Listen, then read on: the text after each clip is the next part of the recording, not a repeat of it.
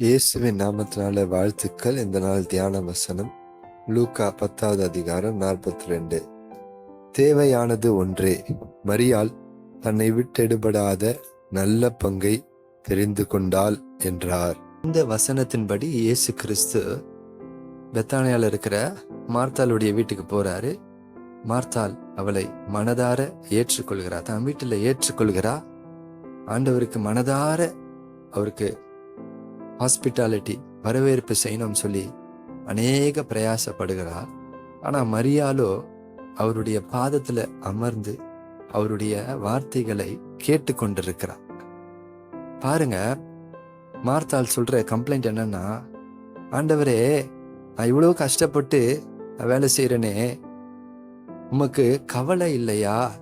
எனக்கு உதவி செய்யும்படிக்கு மரியாளையும் நீங்க அனுப்பலாமே அப்படின்னு சொல்லி கேட்கும்போது ஆண்டவர் சொல்றாரு, மார்த்தாலே, நீ அநேக காரியங்களை குறித்து கவலைப்படுகிறான்.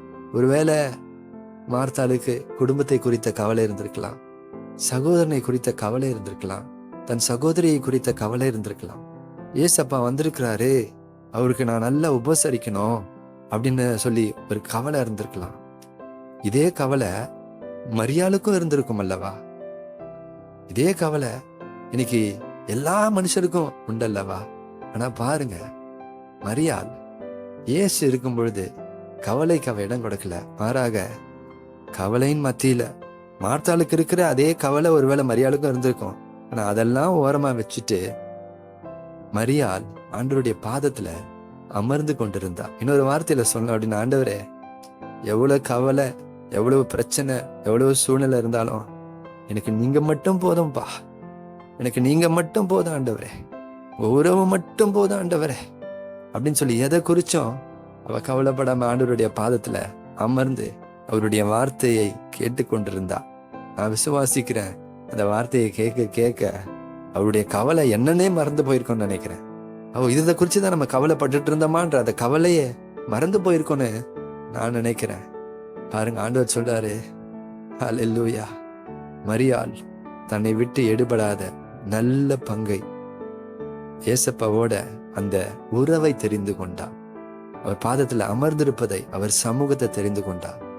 அவளே ஆசீர்வதிக்கப்பட்டவள். இந்த நாள்ல இந்த வார்த்தையை கேட்கிற நாம, எல்லா கவலைகள் இருக்கலாம். ஒருவேளை மார்த்தாளை போல, ஆண்டவரே, எப்படி ஆண்டவரே நான் அடுத்த மாசம் இந்த காசை கட்ட போறேன், எப்படி ஆண்டவரே இந்த தேவை எனக்கு சந்திக்கப்படும், எப்படி ஆண்டவரே நான் இதுல இருந்து வெளியே வருவேன், எவ்வளோ கஷ்டம், வியாதிகள். அதுக்கு நடுவுல ஆண்டவருடைய பாதத்துல நம்ம அமர்ந்திருக்கும் பொழுது, பிரியமானவர்களே, அவருடைய வார்த்தையினால நம்முடைய கவலைகள், நம்முடைய கண்ணீர்கள், நம்முடைய வியாதிகள், நம்முடைய வருத்தங்கள் எல்லாமே அப்படியே ஒரு வேப்பர் மாதிரி ஆவியை போல மறைந்து போகும். அவைகள் மறந்து போகும். ஹல்லேலூயா. ஆண்டவரை பார்த்து சொல்லுங்க, ஆண்டவரே, எனக்கு நீங்க மட்டும் போதும் ஆண்டவரே, நீங்க மட்டும் போதும் ஆண்டவரே. ஆமென். God bless you.